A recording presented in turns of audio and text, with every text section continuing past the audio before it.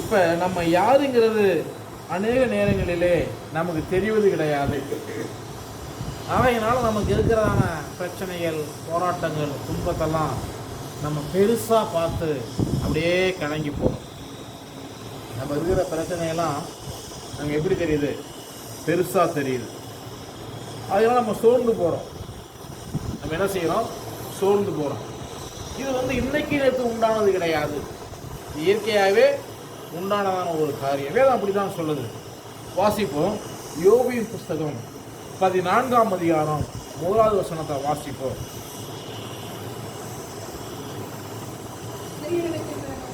சிறியிடத்தில் பிறந்த மனிதன் வாழ்நாள் புரியனவனும் எப்படி சஞ்சலம் வந்தவனுமாய் இருக்கிறான். பூவை போல பூத்து அறுப்புண்டு போகிறான். ஆகையினால நிழல் மாதிரி நிழல் நிலைச்சிருக்காது. தமிழில் ஒரு அழகான பழமொழி உண்டு. தமிழில் ஒரு அழகான பழமொழி உண்டு. என்ன பழமொழின்னு கேட்டால், பனைமரத்துக்கும் கீழே இருந்து பாலை குடிக்கக்கூடாது.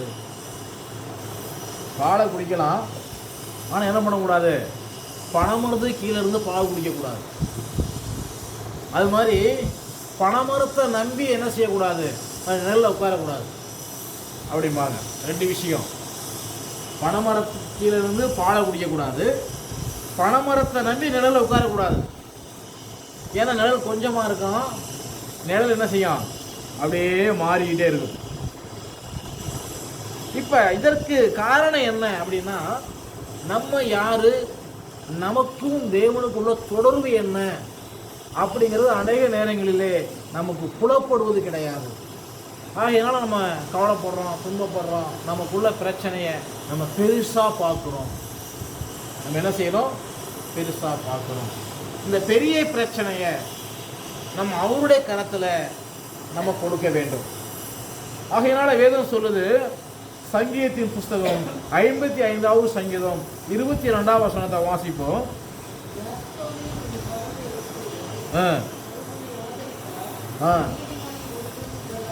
முதலாவதாக, பாரத்தை நாம் தேவன் மேல வைப்பதற்கு நாம் ஒரு நீதிமானாக மாற வேண்டும். யாரா மாறணும்? நீதிமான். நம்ம யாரா மாறணும்? நீதிமானா மாறணும். இப்ப நீதிமான் யார் அப்படின்னு நம்ம கேள்வி எழுப்பலாம். நீதிமான் யார்? நீதிமானா இருந்தால் நான் பாரத்தை அவர் மேல வைக்க முடியும். எல்லாரும் பாரத்தை வைக்கிறாங்க.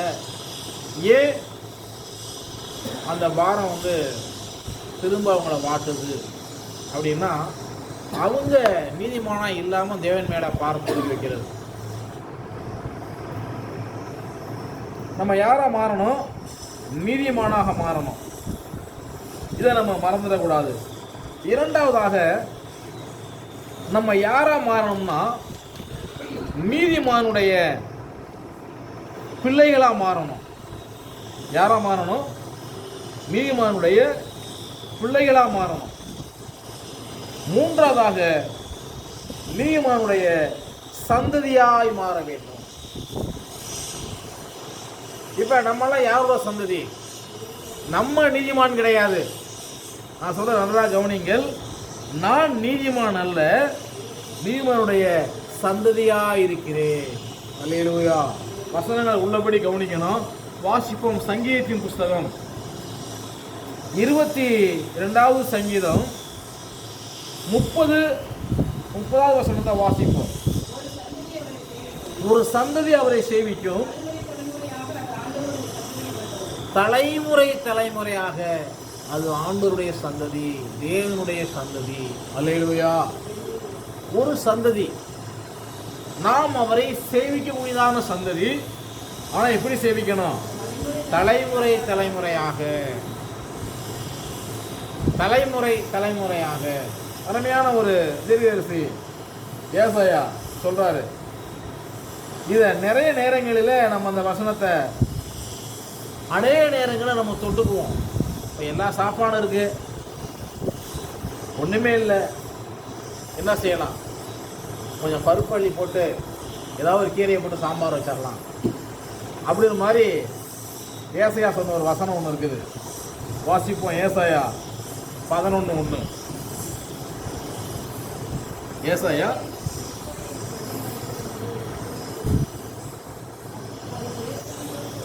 ஈசாய்ங்கிற அடிமரத்துல ஒரு துளிர், இந்த ஈசாய்ங்கிற அடிமரத்துல எத்தனை முறை வெட்டினாலும் திரும்ப திரும்ப அந்த அடிமரம் என்னவோ அதுதான் துளிர் வந்து கொண்டு இருக்கும். இதுதான் நீமோட சந்ததி.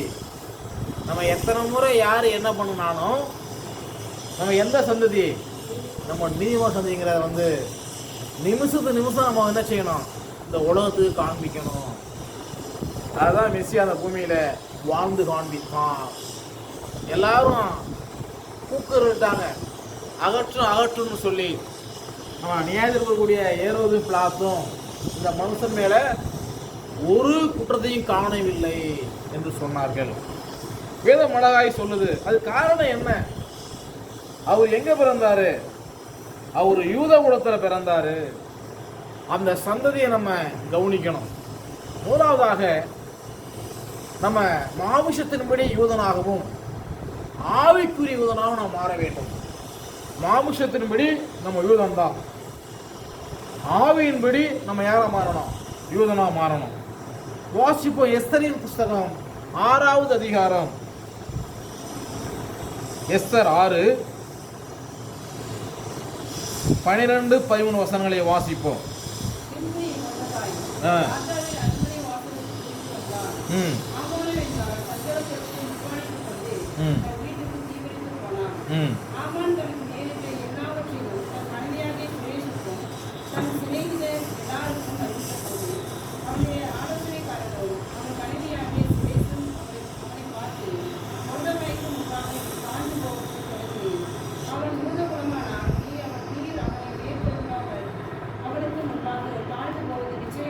கவனிக்க வேண்டிய முக்கியமான வசனம். நம்ம யூதகுலம் நமக்கு எதிர எழும்புற தாழ்ந்து போகணும். அதான் சத்தியம். அவன் எதிரான நம்மகிட்ட ஏதோ குறை இருக்குது என்றால் நம்ம கவனிக்கணும். நமக்கு எதிராக எழும்புறவன் கட்டாயம் அடிபட்டு போகணும். அவன் எதிர நம்மகிட்ட குறை இருக்கு. அப்போ நம்ம என்ன செய்யணும்? மாவசப்படி யூதனாக இருக்கலாம். நம்ம யாராக மாறணும்? ஆவியில யூதனாக மாற வேண்டும். நம்ம சகல அதிகாரம் கொடுத்துருக்காரு. நமக்கு என்ன கொடுத்துருக்காரு? சகல அதிகாரமும் கொடுத்துருக்காரு. நம்ம சஞ்சலமிருந்த மனுஷன்தான், துன்பறிந்த மனிதன் தான், பாடுள்ள மனுஷன்தான். ஆனால் நமக்கு எதிராக எழுமுறையாக தாழ்ந்து போகணுங்கிறது சத்தியம். அடிபட்டு போய் மண்ணை கவ்வணும், அதான் நீதி. அது ஏன் நடக்கலை அப்படின்னு சொன்னால் நம்ம சற்று வேதத்தை ஆராய்ந்து பார்க்க வேண்டும். என்ன செய்யணும்? வேதத்தை ஆராய்ந்து பார்க்க வேண்டும்.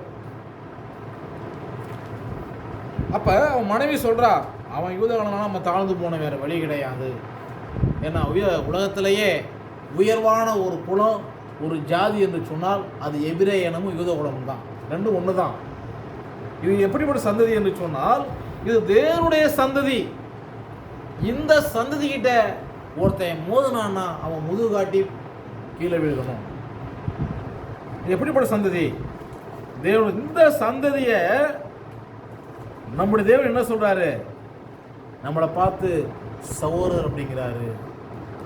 அவளை பார்த்து என்ன சொல்றாரு? சகோதரர் அப்படிங்கிறாரு. சங்கீதம் 22:22 வாசிப்போம்.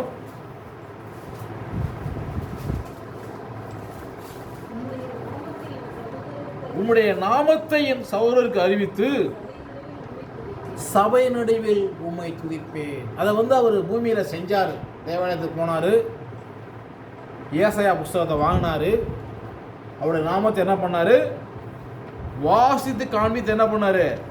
அவர்களுக்கு அதை விளக்கினார். என்ன பண்ணாரு? விளக்கினார். நிச்சயமாகவே நம்முடைய தேவன் நம்ம யாரா இருக்கிறாரு? அவருடைய சித்தத்தின்படி நம்ம செஞ்சோம்னா நம்ம தான் அவருக்கு தாயே தகப்பன் சகோதரர்கள். அப்போ சித்தம் அறிந்து நம்ம செயல்படுவது ரொம்ப முக்கியம். வாசிப்போம். மார்க் எழுதின சுவிசேஷம் 3வது அதிகாரம் 31 வாசிப்போம்.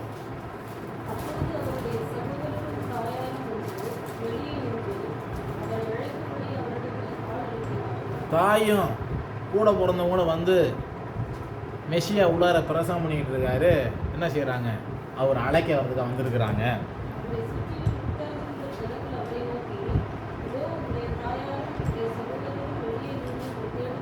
தேடுகிறார்கள், தேடுறாங்க, எங்கே போயிட்டாரு மெஸ்ஸியான்னு சொல்லி.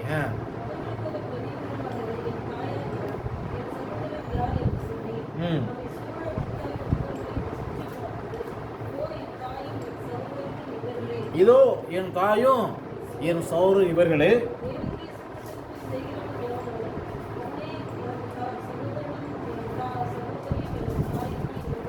அப்ப இந்த பூமியில நம்ம கொடுக்கப்பட்டதான மிகப்பெரிய ஒரு உத்தியோகம் உண்டு.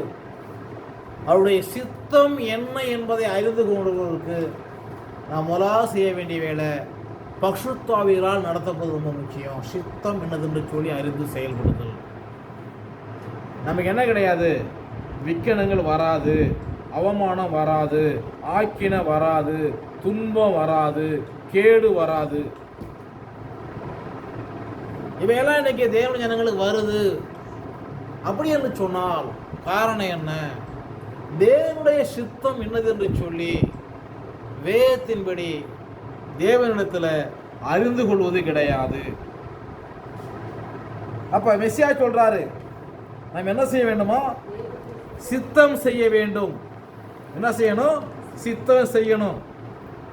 இப்ப அப்படிப்பட்டதான ஒரு சித்தத்தை செய்யும்படியாக இந்த எஸ்தர் என்றதான பெண் அந்த நாளிலே மொர்தெகாய் என்றதான மனுஷனுடைய வார்த்தைக்கு கீழ்ப்படிஞ்சு என்ன செய்யறாங்க? ஒரு அருமையான காரியத்தை சொல்றாங்க. வாசிப்ப எஸ்தரின் புஸ்தகம் 4ஆம் அதிகாரம் 11 வாசிப்போம்.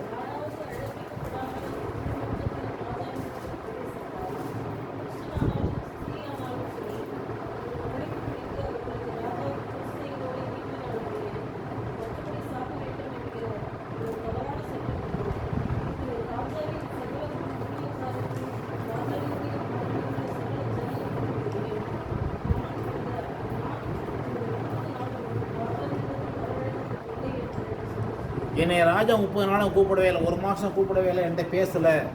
அப்படி யாராவது போனால் செங்கோலை நீட்டினா தொட்டால் தான், இல்லைன்னா அவங்க உடனே சாகடிச்சிருவாங்க. இப்படிப்பட்டதான ஒரு தவறாத ஒரு மாறாத பிரமாணம் உண்டு ஒரு மனுஷனை பார்ப்பதற்கு. இப்படி இருக்குன்னு சொன்ன ஒரு பாடு.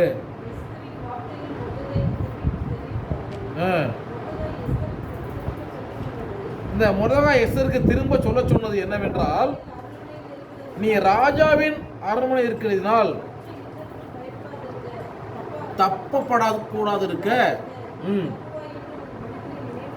நினைவு கொள்ளாதே. அல்லேலூயா. நான் தேவனுடைய பிள்ளை, நான் பரலோகம் போயிருவேன், என்னை பற்றி கவலை இல்லை அப்படிங்கிற எண்ணம் நாம் கொள்ளக்கூடாது.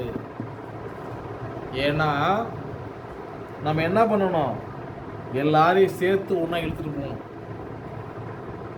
எல்லாரையும் ஒன்றா சேர்த்து இழுத்துட்டு போகணும். அப்படி இழுத்துட்டு போகிறப்ப நம்ம சொல்லி ஒருத்தன் கேட்கலன்னா அதுக்காக நம்ம கவலைப்பட வேண்டிய அவசியம் கிடையாது. நம்ம சொல்ல வேண்டியது நம்ம கடமை. கேட்காம போது அவங்களுடைய சுயம். எப்பொழுதுமே நம்முடைய தேவன் ஒரு மனுஷனுடைய சுயத்தில் தலையிட மாட்டார். என்ன செய்ய மாட்டார்? சுயத்தில் அவர் தலையிட மாட்டார். அது ரொம்ப முக்கியமான காரியம். இதை நான் வேதத்தின்படி நான் நிரூபிக்க முடியும். உதாரணமாக ஆதாமையும் ஏவாளையும் அவர் படைத்து என்ன பண்ணாரு? எல்லாவற்றையும் நீங்கள் ஆண்டு கொள்ளுங்க, ஆனால் குறிப்பிட்ட மரத்தின் கனியை புசிக்க வேணான்ட்டார். சர்ப்பத்தோட வார்த்தையை கீழ்ப்படிந்து புசித்தபடினாலே என்ன பண்ணாரு? அவங்கள அது தோட்டத்தை விட விரட்டி விட்டார். அவ்வளோதான். அது சுயம். அதுதான் நம்ம ஆட்களை பாடுபடுவாங்க, சுயமென்னில் சாம்பலாய் மாற சுத்தாவியே ஆனல் மூட்டும். சுய சாம்பலா மாறணும். அப்பதான் தேவனுடைய பரிசுத்தாவி என்ன பண்ணுவாரு? என்ன பண்ணுவாரு? நம்மளை அனலாக்குவார். அல்லேலூயா. இப்போ இந்த எஸ்தர் சொல்லி அனுப்புகிறாங்க மொர்தெகாய்கிட்ட, நான் ஒன்றும் போக முடியாது, நான் என்ன பண்ணுறது அப்படின்னு இவர் சொல்லி அனுப்புகிறாரு.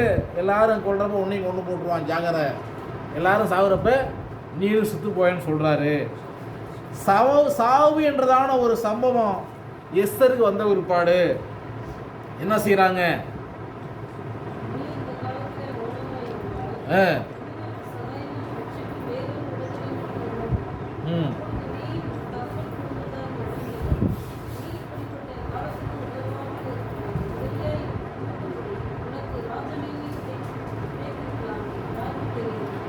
நம்ம கொடுக்கப்பட்டதான மேன்மையை தேவனுடைய சித்தத்துக்கு ஒப்பு கொடுத்து நம்ம அதை பயன்படுத்த வேண்டும். அல்லேலூயா. அவர் கிடைத்திருக்கிறதான மேன்மையை தேவ சுத்தம் அறிந்து என்ன செய்யணும், அதை நாம் பயன்படுத்த வேண்டும். ரொம்ப முக்கியம். நமக்கு ஞானம் கொடுத்துருக்கலாம், கிருபை கொடுத்துருக்கலாம், வரங்கள் கொடுத்துருக்கலாம், அதை தேவ சுத்தம் நம்ம பயன்படுத்தணும். அது தேவன் பிரியமாக தொடர்ந்து பிரியமாக இருப்பதை வாசிப்போம். மறுபடியும் சொல்லி சொன்னது, யூதரெல்லாம் கூடி வர செய்து 3 நாள் அல்லும் பகலும் குசியாலும் குடியாலும் இருந்து எனக்கா உபவாசம் பண்ணுங்கள், உபவாசம் பண்ணுவோம், பிரவேசிப்பே, நாம் செத்தாலும் சாகிறேன். அல்லேலூயா. ஜெபம் பண்ணி செத்துட்டு போறோம். போ, என்ன பண்ணணும், யூதர்கள் மீட்படைய வேண்டும். அல்லேலூயா. யூதர்கள் என்ன செய்யணும், மீட்படைய வேண்டும்.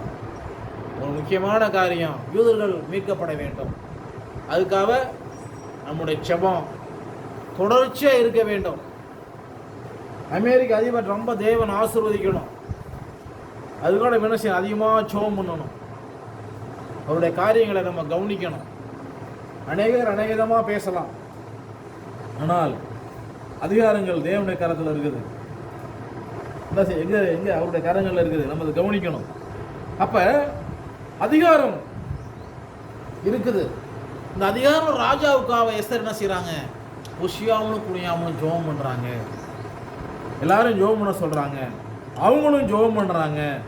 அப்படி ஜெபம் பண்ணினபடினால என்ன கிடைக்குது, யூதர்களுக்கு மேன்மை கிடைக்குது.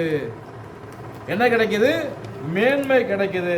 வேதம் சொல்லுது, எஸ்தரின் புஸ்தகம் 9ஆம் அதிகாரம் 1வது வசனத்தை வாசிப்போம்.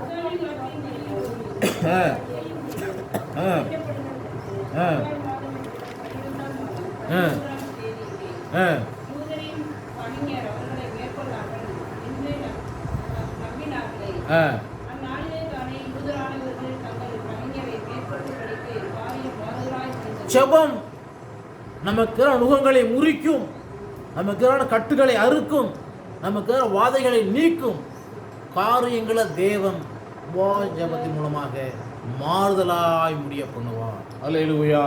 மறந்துடக்கூடாது, நம்ம ஜெபம் ஒருபோது சும்மா திரும்பி வராது. இப்போ 10 ரூபா காசை கொடுத்து போய் ஒருத்தனை பட்டாணி வாங்கிட்டு சொல்கிறேன், பட்டாணியை வாங்கிட்டான், பிரிக்கிறான், பார்க்குறான். சரி, 2 சாப்பிட்டா குறைஞ்சா போயிடும், 2 போட்டுக்குவோம், திரும்ப மடித்து வைக்கிறான். திரும்ப பார்க்குறான், 2 சாப்பிட்டுட்டான், சரி திரும்ப எச்சி ஊறுது, இன்னும் 2 எடுத்து போட்டுக்குவோம், திரும்ப மடித்து வைக்கிறான். ஒரு கட்டத்தில் அந்த நபர்கிட்ட கொண்டு வர்றப்ப பாதி பட்டாணியை காணாம்.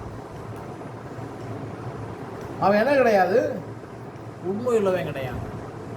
ஆனால் நம்ம யார் நோக்கி பார்த்து ஜெபம் பண்ணுறோம், நம்முடைய தேவன் யார், நம்முடைய ஜெபத்தை கேட்கிற தேவனாய் இருக்கிறார். அல்லேலூயா. ஆகையினால நம்ம ஜெபம் பண்ணோம்னா அந்த ஜெபத்துக்கு கட்டாயம் பதில தேவன் கொடுப்பார். கவலைப்படக்கூடாது. என்ன பண்ணக்கூடாது, கவலைப்பட, நான் ஜெபம் பண்ணிட்டேன். என்ன செய்யணும், அப்ப ஜெபம் என்றதான விதைய வேதம் சொல்லுது, நம்ம அதை கவனிக்கணும். பிரசங்கின் புஸ்தகம் 11ஆம் அதிகாரம் 1வது வசனத்தை வாசிப்போம்.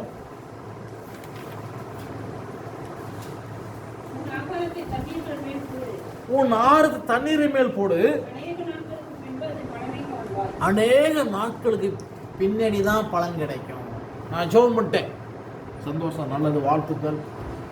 உன்னைங்க ஆனா நான் ஜெபம் பண்ணிட்டேன், என்ன வரணும்? வேதம் சொல்லுது, உன் ஆகாரத்தை, உன் வாயின் வார்த்தையை தண்ணீர் மேல் கண்ணீரோடு தேவனிடத்தில் போடு. என்ன பண்ண? அநேக நாட்களுக்கு பின்பு அதன் பலனை காண்பாய். பச்சை பயிர், பாசி பயிர் எடுத்து ஒரு 6 மணி நேரம் ஊற வச்சு தண்ணியை வடிகட்டி ஒரு துணியில் கட்டிட்டா அடுத்து 12 மணி நேரத்தில் முளை விட்டுரும், சாப்பிட்லாம். அதே மாதிரி மாங்கொட்டையை ஊற வச்சு போட்டால் அது உடனே முளைக்காது, என்ன செய்யும்? சில நாட்களாகும். அது மாதிரி தேங்காயை தூக்கி மண்ணுக்குள்ளே வச்சு போச்சு போட்டால் 90 நாளாகவும் முளை குறுத்து வர்றதுக்கு. அப்போ சில ஜெபத்துக்கு உடனே பதில் கிடைக்கும், சில என்ன செய்யும்? பதில் லேட்டாகும். ஆகையினால உன் ஆகாரத்தை என்ன செய்யணும்? கண்ணீரோடு தேவனிடத்தில் ஏறெடுக்கணும். என்ன உண்டு? அநேக நாட்களுக்கு பிற்பாடு அதன் பலனை நம்ம காண முடியும். அதே பிரசங்கி 11 3ஆம் வசனம் வாசிப்போம்.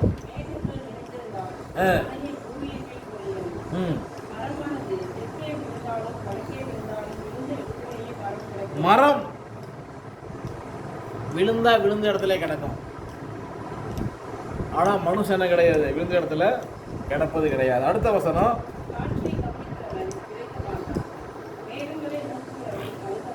நமக்கு இருக்கிற பிரச்சனையே பார்த்துட்டு இருக்கக்கூடாது.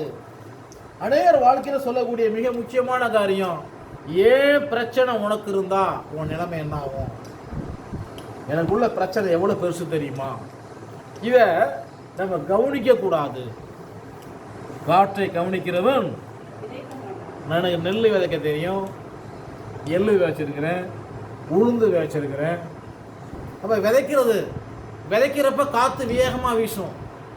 அப்போ என்ன பண்ணுவோம்? நன்றாக கவனியுங்கள். இப்படி வயல் இருக்குன்னா இந்த வாழை விதைச்சிட்டு போயிடும் காற்று வீசுகிறப்ப. நிறையா போடாமல் இந்த பெருவிரல், இந்த சுண்டு, இந்த விரல் இருக்குல்ல, ஆள்காட்டி விரல், இதில் கரெக்டாக விடுற மாதிரி வச்சுட்டு போய் இப்படி போகிறது. முடிச்சுட்டு அப்புறம் விதையை 2ஆக பிரித்து இப்படி விதைக்கணும். பாக்கி விதைக்கிறது என்ன செய்யணும்? இப்படி விதைக்கணும். இந்த வழியாக வந்து இப்படி விதைக்கணும்.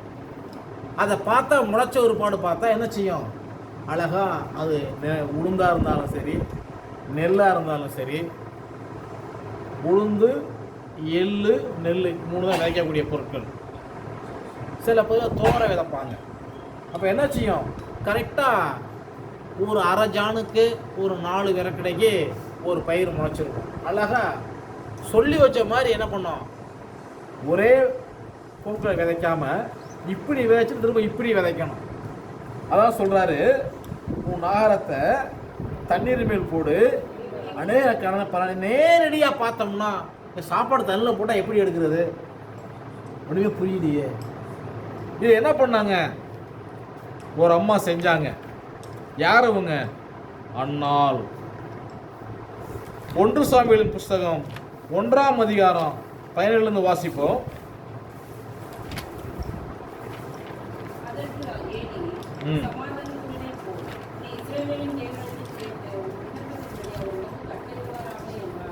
நன்றாக கவனிக்கணும்.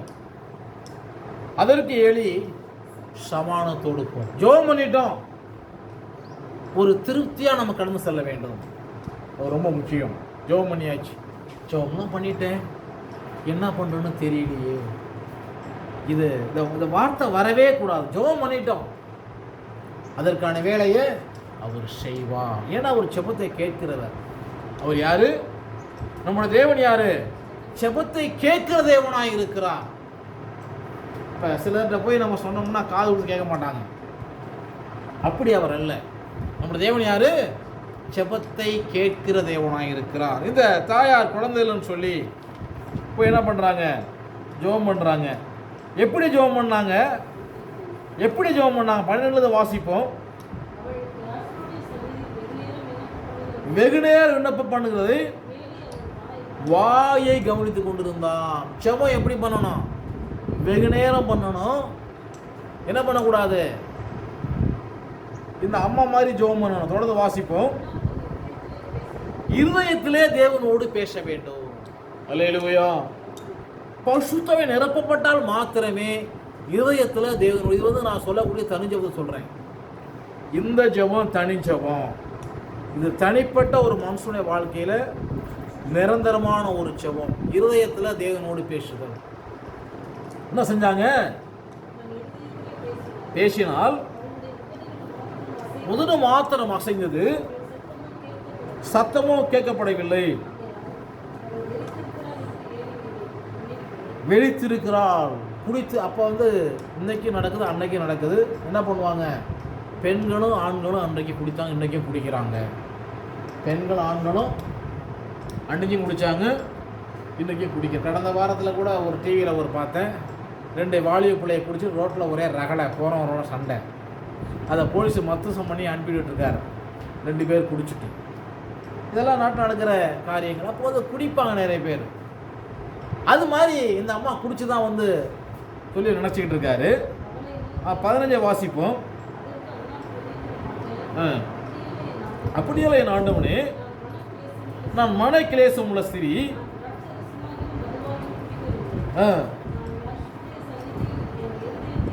இருதயத்தை ஊற்றி விட்டேன். இப்ப கவனிக்கணும், பிரசங்க நம்ம போட்டிட்டு பார்க்கணும். 11:1 இருதயத்தை ஊற்றி கண்ணீரோடு ஒரு ஜெபம்.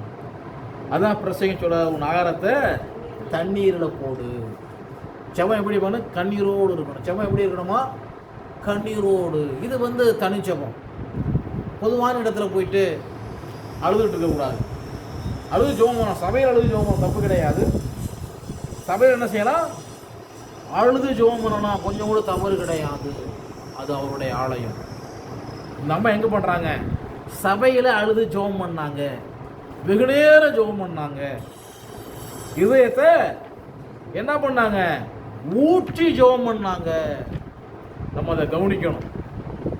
என்ன பண்ண? இருதயத்தை ஊற்றி ஜெபம் பண்ணுதல். அப்ப இருதயத்தை ஊற்றி தேவ சமூகத்தில் நாம் செபிக்க கற்றுக்கொள்ள வேண்டும். அல்லேலூயா. என்ன பண்ணணும்? இருதயத்தை ஊற்றி ஜெபம் பண்ணணும். அப்புறம் மறைக்காம ஜெபம் பண்ணணும். தேவனுக்கு மறைக்காம ஜெபம். வாசிப்போம். ஏசாயா தீர்க்கதரிசியின் புஸ்தகம் 58வது அதிகாரம் 7ஆம் வசனத்தை வாசிப்போம். கொடுக்கிறதும்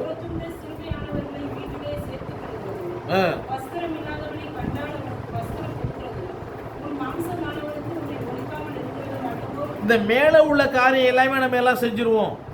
கவனிக்கணும். இந்த மேலே சொல்லப்பட்ட காரியம், பசுவில் சாப்பாடு போட்டுருவோம். எப்படி? எவனா வர்றான்னா அவனுக்கு காசை கொடுத்து சாப்பாடு வாங்கி போட்டுருவோம். சிறுமையானவனை வீட்டில் வச்சு சாப்பாடு அனுப்பி விட்டுருவோம். ஒருத்தர் வஸ்திரம் இல்லையா, வஸ்திரம் வாங்கி கொடுத்துருவோம். எப்படி? உன் மாமிஷமானவனுக்கு. உபவாசம்னா என்னது? தேவனுக்கிட்ட ஒளி மறைவு இல்லாமல் ஜெபம் பண்ணணும். உபவாசங்கிறது தேவனோடு ஆவியில ஒன்றா உறவாடணும். அதான மெசியா சொன்னாரு, ஒரு சந்ததி அவரை சேவிக்கும். எலியா இப்படி ஜெபம் பண்றாரு, நான் தேவனுடைய மனுஷனானால். என்ன சொல்றாரு? நான் தேவனுடைய மனுஷனானால் அக்கினி இறங்கி இந்த தகன பழியை பிச்சு கடவுது. உடனே அக்கினி இறங்குச்சு. இந்த பயல என்ன செய்யறானுங்க? காலையில் கூப்பிடுறான், பாகாலயங்களை மருவத்துறை கூடும். இப்போ எலியா சொல்றாரு, அவன் தேவனாக்கும், அவன் தூங்க போயிருப்பான், அவன் பிரயாணம் பண்ண போயிருப்பான், அவன் ஊருக்கெல்லாம் போயிருப்பான். நீங்கள் என்ன பண்ணுங்க? உடம்பை கீறி கொள்ளுங்க, உடம்பை குத்தி கொள்ளுங்க, சத்தமாக கத்துங்க. இவர் ஊழியக்காரர் வராரு, அந்த பரமானத்தின்படி கரெக்டாக வராரு. 1 ராஜாக்கள் 18ஆம் அதிகாரம் 31ஆம் வசனத்தை வாசிப்போம். முதலாவது நம்ம யாரா மாறணும்? ஒரு இஸ்ரவேலனாய் மாற வேண்டும். என்ன மாறணும்? நம்ம பலி, நம்ம தேவனுக்கு பலி. வாசிப்போம். யாத்திராமத்தி புஸ்தகம் 20ஆம் அதிகாரம் 24வது வசனத்தை வாசிப்போம். மண்ணினாலே பலிபீடத்தை உண்டாக்குவாயாக, அதன் மேல் உன் ஆடுகளையும் மாடுகளையும்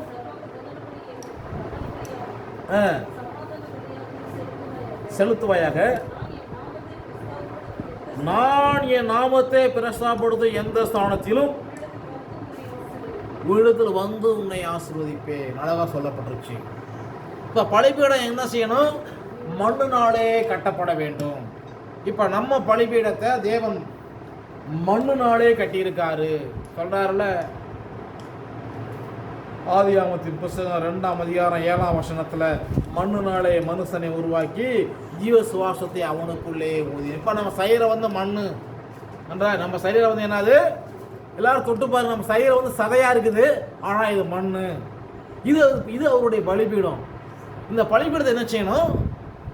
ஆடு மாடு அது என்ன செய்யுது? அதெல்லாம் இன்றைக்கு கிடையாது. நம்ம என்ன செய்யணும்? உள்ளத்தின் ஆழத்திலிருந்து துதி ஸ்தோத்திரங்களை தேவனுக்கு செலுத்தணும், அவர் நாமத்துக்கு செலுத்தணும்.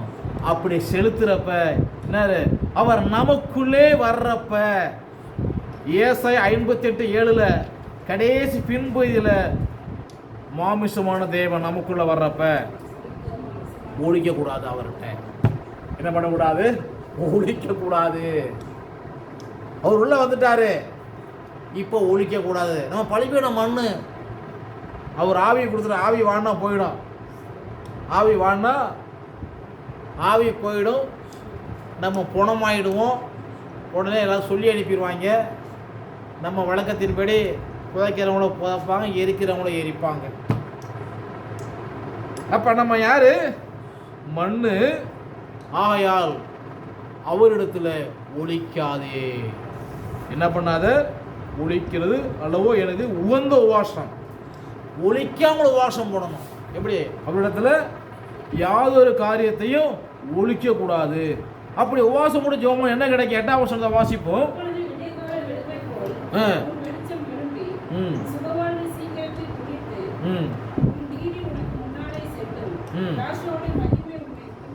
தேவன் வழி நடத்துற மாதிரி மேகஸ்தம்பம் அக்னி ஸ்தம்பம் வழி நடத்துவான். என்ன பண்ணாரு? மேகஸ்தம்பம் அக்னி ஸ்தம்பம் என்ன செய்வார்? வழி நடத்துவார். 9ஆம் வசனம், நீ கூப்பிடுவாய், கூப்பிட்ட உடனே மறு உத்தரவு, சத்தமிடுவாய், இருக்கிறேன். சத்தமிடுறப்ப இருக்கிறேன்னு சொல்லுவார். சத்தமிடுறப்ப இருக்கிறேன்னு சொல்லுவார். எவனாவது நமக்கு எதிராக பேசினாலும் அவனை அழிச்சிருவார். நமக்கு எதிராக எவனா பேசினான்னா அவனை அழித்து விடுவார். என்ன பண்ணுவாரு? அடுத்த வசனம் 10ஆம் வசனம்,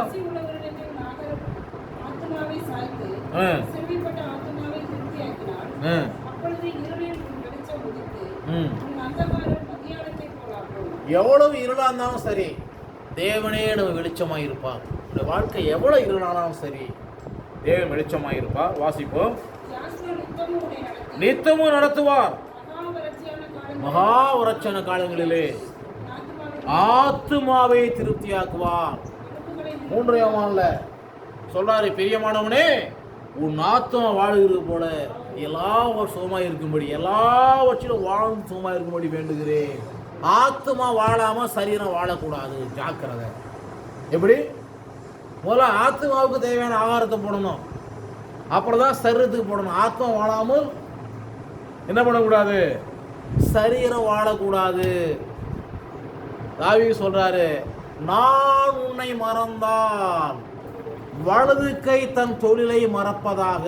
அப்படின்னு என்ன மீனிங்னா, ஜெபம் பண்ணாம இந்த கையை சாப்பாட்டை வாயில வைக்கக்கூடாது. நான் உன்னை மறந்தால், எருசலேம் முக்கியமான மனுஷன் அதிகமாக எண்ணாமல் போனால் என் நாவு மேல் வாயோடு ஒட்டி கொள்வதாக. இந்த கையில் சாப்பிடக்கூட வாய் ஒட்டிக்கும். நிறைய பேர் சொல்லுவாங்க, எனக்கு சாப்பிட முடியல.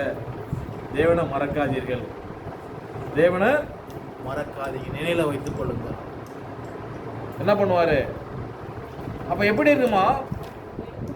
நிலமுள்ளதாக்குவார். இருப்பா ஸ்தலங்களை கட்டுவார்ப்பா சொன்னாரு. நான் விக்கிர கொட்டையெல்லாம் போய் அடிச்சு உடைச்சு நான் கட்டி ஜோம் பண்ண ரொம்ப சந்தோஷம். அப்போ இப்படிப்பட்ட காரியங்களை தேவன் செய்வதற்கு காரணம் என்ன? என்னது? தலைமுறையாக வச்சு வழிபட்டு இருப்பான். அது நம்மளுக்கு கூட தேவன் உடைப்பான். என்ன பண்ணுவார்? உடைப்பான்.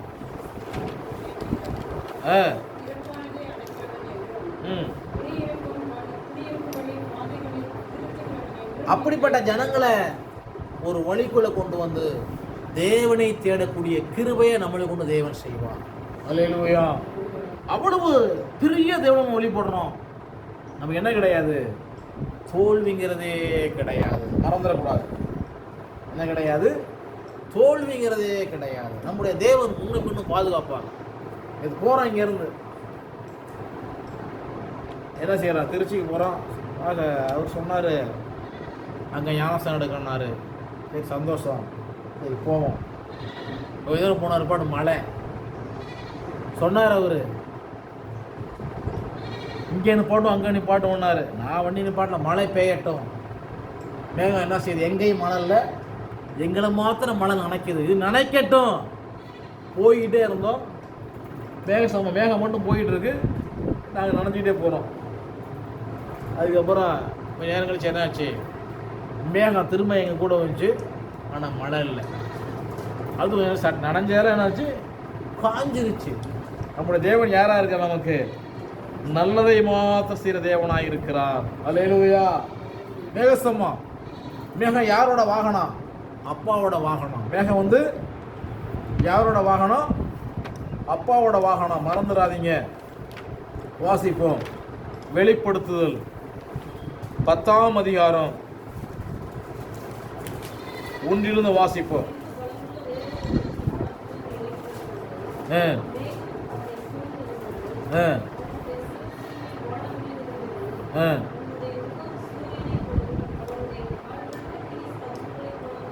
இது யாருன்னா யாசா மெசியா தான். ஆபிரகாம் நோவா நாட்களில் மேகம் இந்த பூமியில் மனுஷமான வந்தப்ப பூமியில் நடந்தார். சமுத்திரத்தின் மேல் நடந்தார். கடலை அதட்டினார். திறக்கப்பட்ட ஒரு புஸ்தகம்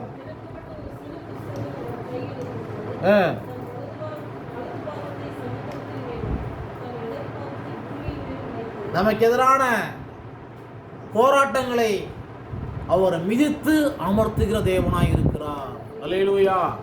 நமக்கு எதிரான கொந்தளிப்பை என்ன பண்றாரு? தன் காலால் மிதித்து அதை அமர்ச்சுகிற தேவனாய் இருக்கிறார்.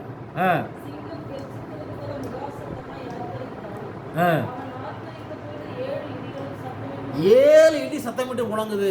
எப்படி? இடியெல்லாம் எந்த பாஷையில் முழங்குது? எபிரேய பாஷையில் தான் முழங்கிட்டு இருக்கு. நீங்க வேணா ஆராய்ச்சி பண்ணி பாருங்க.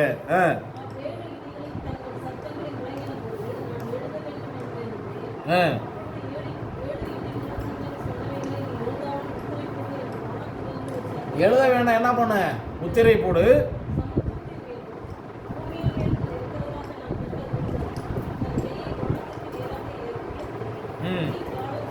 இனி காலம் செல்லாது.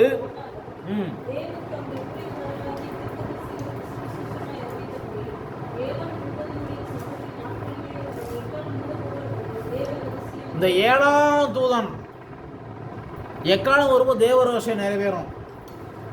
முதல் சபையுடைய தூதன் எபேசு சபை தூதன் வந்து பவுல். 7ஆம் சபை தூதன் வந்து வில்லியம் மரியம் பிரான்காம். அவர் தான் என்ன செய்கிறாரு? விளக்குறாரு. 6 வந்து இந்த நாட்களில் மக்கள் சொல்கிறாங்க கழுதிருக்கரிசி அப்படியா இப்படி ஆகும் அப்படின்னு சொல்லி பல மாதிரி சொல்லி அழிஞ்சு போகிறாங்க. அப்போ சுவிசேஷம் 4 மெசியா சொன்னார். யோவான் வெளிப்படுத்தினது 5 சுவிசேஷம். நம்ம அதை பார்க்கணும். 5 மோசே நூல்கள், 5 சுவிசேஷம். வேதத்தோடு எல்லாம் ஒப்பிட்டு பார்த்தா எல்லாம் சரியாக வந்து உட்காரும். என்ன பண்ணணும்? எல்லாம் அது கட்டத்தில் சரியாக வந்து உட்காரும். இப்போ இந்த ரகசியத்தை அறிந்து கொள்ளணும்.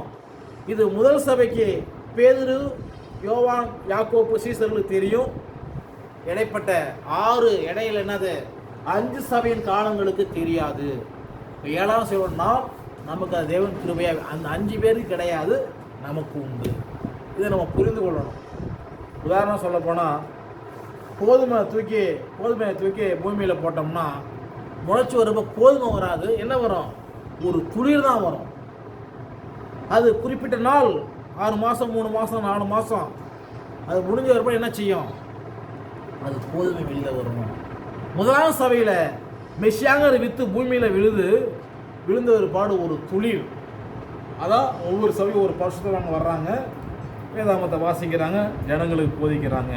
ஆனால் கடைசியில் 7ஆம் வரப்போ என்ன செய்கிறாரு?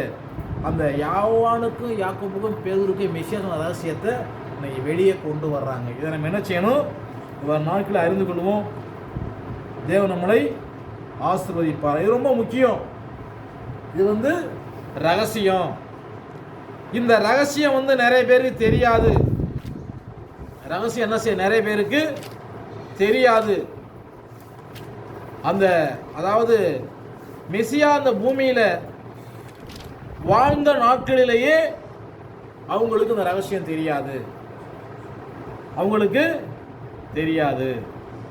நான் வேதத்தில் நான் அதை உங்களுக்கு காண்பிக்கிறேன். 1 கொரிந்தியர் புஸ்தகம் 2வது அதிகாரம் 1 கொரிந்தியர் 2 6 9 வரையிலும் வாசிப்போம்.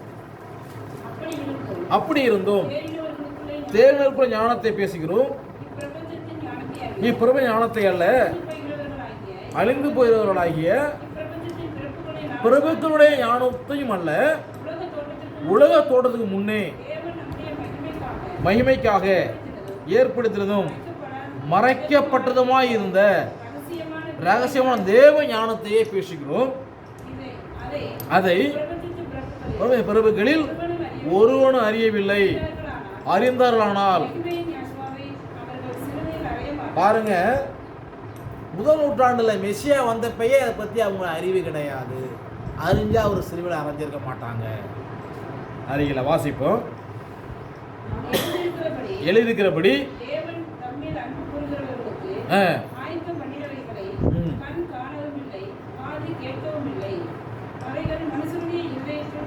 தோன்றவும் இல்லை. எழுதியிருக்கிறபடி நம்ம எப்படி இருப்போம்? ஃபியூச்சரில் சோசியக்காரனை கேட்போமா போய் நம்ம எப்படி இருப்போம்? நம்ம எப்படி இருப்போம்? அவர் என்ன சொல்லுவார்? நல்லா இருப்பேன், என்ன பண்ணணும், கொஞ்ச நாளைக்கு இதில் நீ பண்ணு சரியாயிருவேன்னு அவர் சொல்லுவார். இதை போய் தேங்காயோட எல்லாம் பண்ணு நல்லா இருப்பேன் சொல்லுவார். ஆனால் வேதம் என்ன சொல்லுது? வாசிப்போம். 1 யோவான் 3ஆம் அதிகாரம் 1 வாசிப்போம்.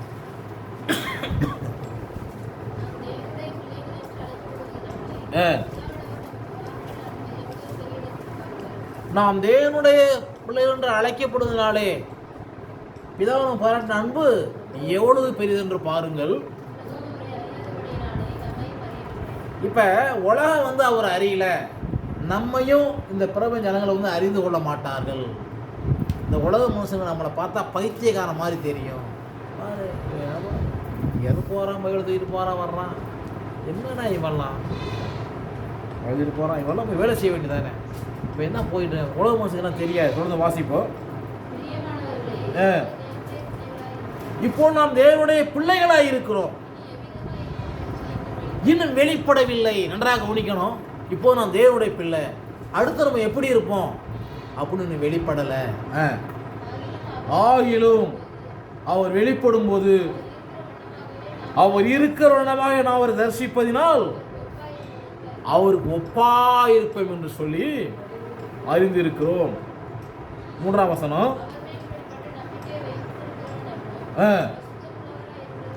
அவர் சுத்தமுள்ளவராய் இருக்கிற போல தன்னையும் கொள்ளுகிறான். சுத்திகரிப்பை பெற்று நாம சாகணும். அதான் ஞானஸ்தானம். சுத்திகரிப்புக்கு சாகணும். எனக்கு உயிரை வேணும், ஞானஸ்தானம் வேணும்னு அங்கெல்லாம் கொடுக்க முடியாது. உயிர் வேணும். என்னது?